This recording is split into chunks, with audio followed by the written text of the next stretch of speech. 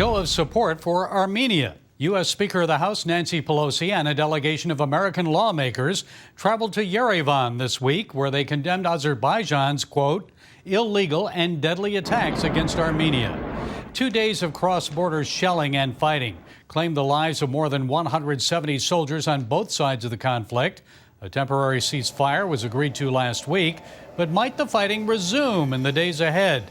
Well, here to provide some insights is Reverend Haig Kherlopian.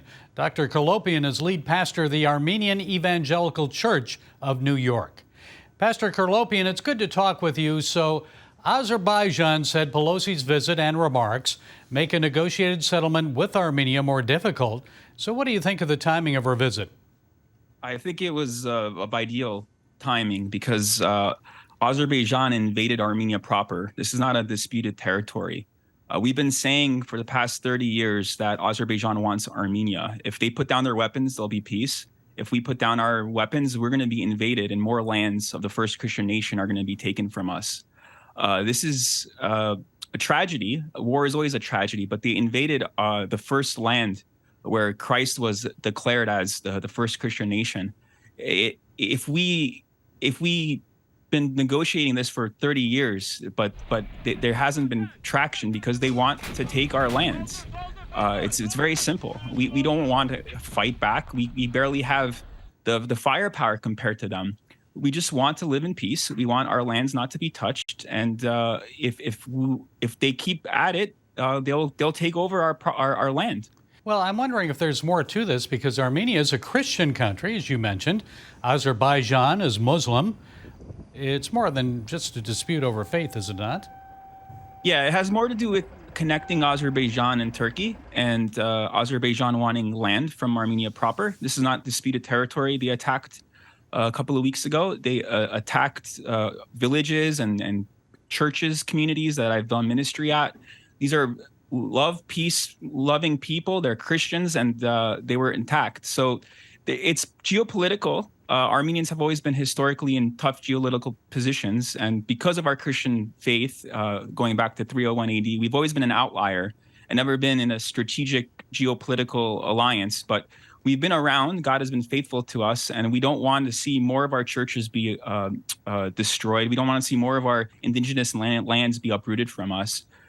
So it's a bigger than just the Muslim versus Christian. They want resources. They want to connect Azerbaijan and Turkey because Turkey and Azerbaijan have always had a strong alliance. And if you know that Turkey committed genocide against us 100 plus years ago, and they still deny it, and they are funneling resources and troops and munitions to the Azeris to continue that mission. It's awful to say, but they haven't accepted their history and they continue the crimes of the past. And we need to call it for what it is. It's an invasion. It's an aggression. It's an assault by two autocratic regimes, and they need to be held accountable. Okay, if this ceasefire doesn't hold, then how likely is it that NATO member Turkey and Russia may be brought into this dispute if differences aren't resolved? So Russian peacekeepers were there to help provide the ceasefire from the 44-day war 2 years ago, as you mentioned. But the peacekeepers didn't do anything recently, and Azeris attacked Armenia proper. This was in a disputed territory. So there's a question now, what's going to happen? Quite frankly, I hope for the best and that no more violence continues. But I also hope that the violence stops. I don't know what else to say. It's an awful situation, and we have to wait and see whether or not Nancy Pelosi's trip will have actual changes. I hope so, because I want my people not to live in fear of being invaded, to being assaulted. Over 200 citizens were attacked. These are civilians. These aren't military people that were shelled and attacked by drones. It's awful. Well, what needs to be done at this point, and how should Christians respond? How should we pray? Well, pray in faith. I do believe prayer does wonders. It's what sustained my people through many persecutions throughout our history.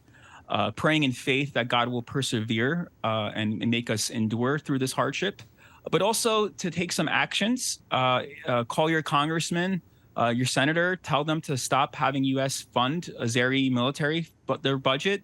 Also to just condemn this publicly. It needs to be said that this was wrong. It's not two-sided war here. It's one side invading a very smaller country with a smaller military budget and a smaller population. It's really David and Goliath, and it can't be. We have to support any sort of small nation that's being invaded. And Azerbaijan, of course, rich in oil and natural gas. Pastor Haig Kherlopian of the Armenian Evangelical Church of New York, thank you for sharing those insights. We appreciate it. God bless you. Thank you so much for having me on and raising awareness to this issue.